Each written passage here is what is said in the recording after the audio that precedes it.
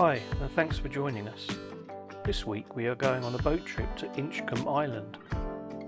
We're starting our journey on the banks of the River Forth at Queensferry, in the shadow of the mighty Forth Bridge. Ferries are known to have operated from Queensferry across the Forth since the 12th century.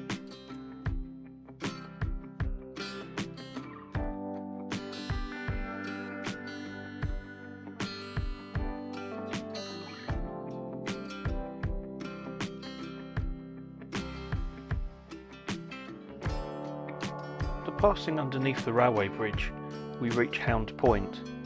This is an oil export terminal for North Sea oil. It can handle ships of up to 350,000 tonnes. We also pass by a small rocky island, which is the permanent home for some seals.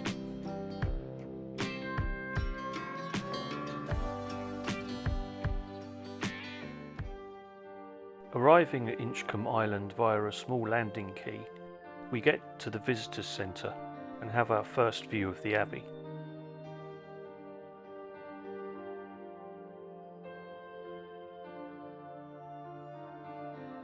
The first building we enter is the Abbot's house. There are few clues remaining to confirm its purpose. It has also been considered that it could have been an infirmary. It is said that the island was home to a hermit before the abbey was founded. The oldest relic found is a 10th century tombstone.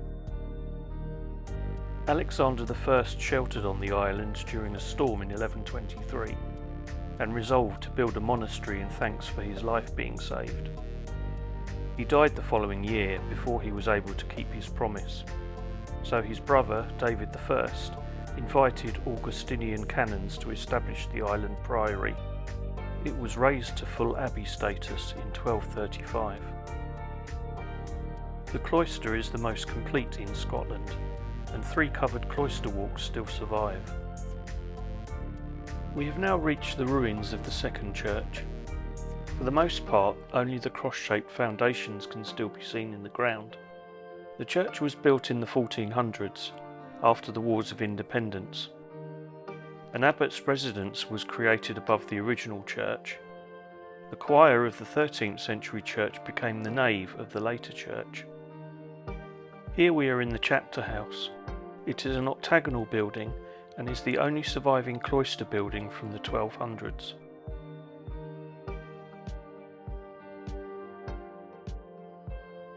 Due to its strategic position in the middle of the Firth of Forth, the island saw its fair share of conflict. In the 1300s, the abbey suffered repeated attacks by English forces. English ships attacked Inchcolm many times in the later Middle Ages. In the 1500s, it became a base for English naval forces, harrying the Scots during the Rough Wooing.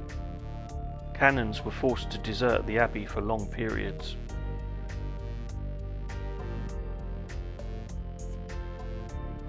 After the Reformation, the abbey fell from use, but the island still played a vital role in defence.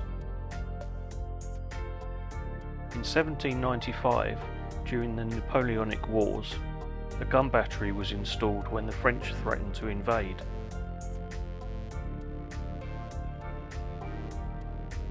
During both World Wars, the island was heavily fortified and used to defend Edinburgh, the Rosyth naval base, and the Forth Bridge.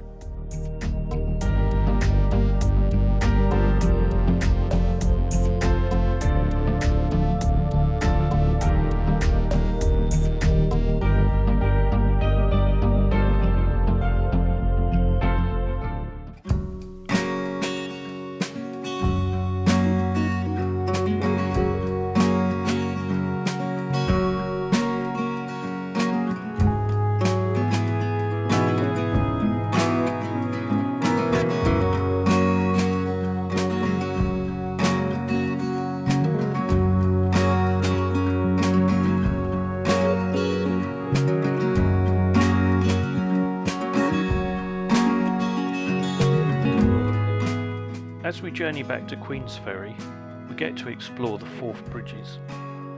Construction on the railway bridge began in 1883 and it was opened in 1890.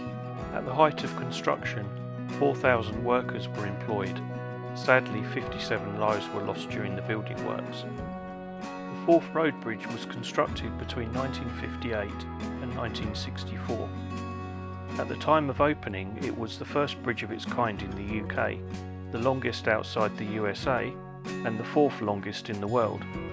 By the start of the new millennium, it had begun to show signs of significant deterioration and needed repairs. So work began on the Queensferry crossing. This opened in 2017.